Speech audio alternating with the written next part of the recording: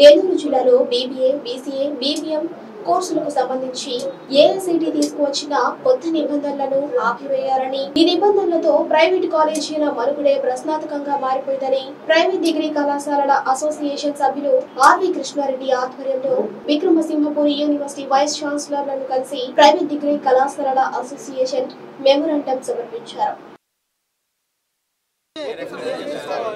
BCA కోర్సుల్లో ఐక్యత private degree కళాశాల ఐక్యత ప్రైవేట్ డిగ్రీ కళాశాల ఐక్యత ప్రైవేట్ డిగ్రీ కళాశాల ఐక్యత మేడం మీరు కూడా సేవ్ అయ్యి అందరం కలిసి హ్యాపీగా ఉండాల్సిందిగా కోరుకుంటున్నాం.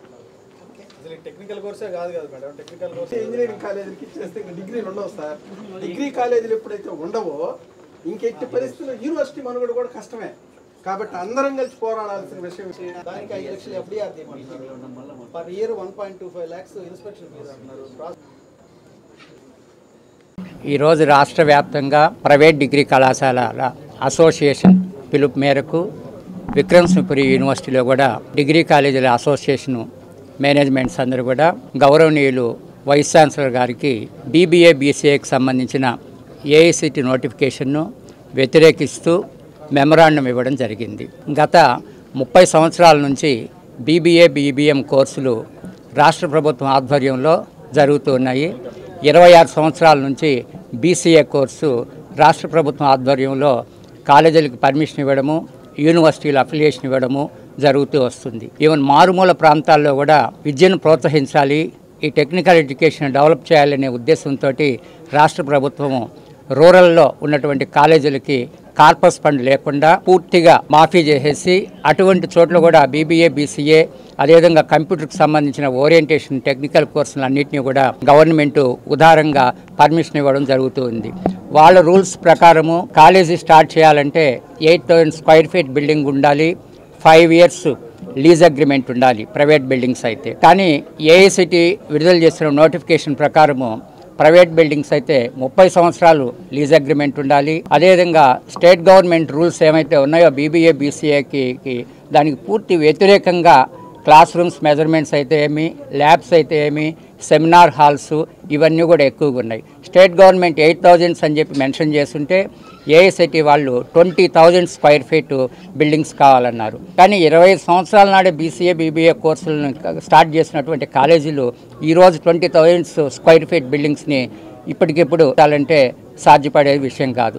ఈ ఉద్దేశంతో మేము యూనివర్సిటీ వైస్ ఛాన్సలర్ గారికి ఒక విన్నపాన్ని చెప్పడం జరిగింది. ఇదే విధంగా రాష్ట్ర కమిటీ ప్రతి యూనివర్సిటీలోని వైస్ ఛాన్సలర్ గారికి మెమరాండం ఇవ్వడం జరిగింది. ఈ విషయాన్ని అంతటి కూడా స్టేట్ కౌన్సిల్ హైయర్ ఎడ్యుకేషన్ చైర్మన్ని హేమచంద్రారెడ్డి గారిని కలవడము, అదేవిధంగా ప్రిన్సిపల్ సెక్రటరీ శ్యామలరావు గారిని కలవడం కూడా జరిగింది. భవిష్యత్తులో మళ్ళా స్టేట్ గవర్నమెంట్ కూడా ఈ విషయం మీద స్పందించమని చెప్పి అడగడం జరుగుతుంది. స్టేట్ గవర్నమెంట్ కూడా గౌరవనీయ ముఖ్యమంత్రి గారు అయితే ఏమి, ఎడ్యుకేషన్ మినిస్టర్ అయితే ఏమి, technical education commissioner, higher education principal secretary, higher education chairman వీళ్ళందరూ కూడా ఈ ప్రాబ్లంని ఆలోచించి యూజీసీ చైర్మన్ అదేవిధంగా ఏఐసిటి చైర్మన్కి తెలియజేయాలని చెప్పి ఈ సందర్భంగా మిమ్మల్ని తెలియజేయమని చెప్పి మేము కోరుతూ ఉన్నాం. రూరల్లో ఈరోజు డిగ్రీ కాలేజీల మనుగడే ప్రశ్నార్థకంగా మారుతుంది. కానీ గవర్నమెంటు ఫీజు రియంబర్స్మెంటు ఇస్తున్న దానివల్ల పిల్లలు చదువుకునే దానికి ఆసక్తి కనిపిస్తున్నారు. కానీ ఏ ఏరియాలో ఆ ఏరియా కాలేజ్ ఉన్న దానివల్ల స్టూడెంట్స్ ఈజీగా చదువుకునే దానికి ఆస్కారం ఉంది. ఇప్పుడు ఏఐసిటి రూల్స్ ప్రకారం అయితే ఇంచుమించు all BCA, BBA degree colleges అన్నీ కూడా క్లోజ్ చేయాల్సిన పరిస్థితి ఏర్పడుతుంది.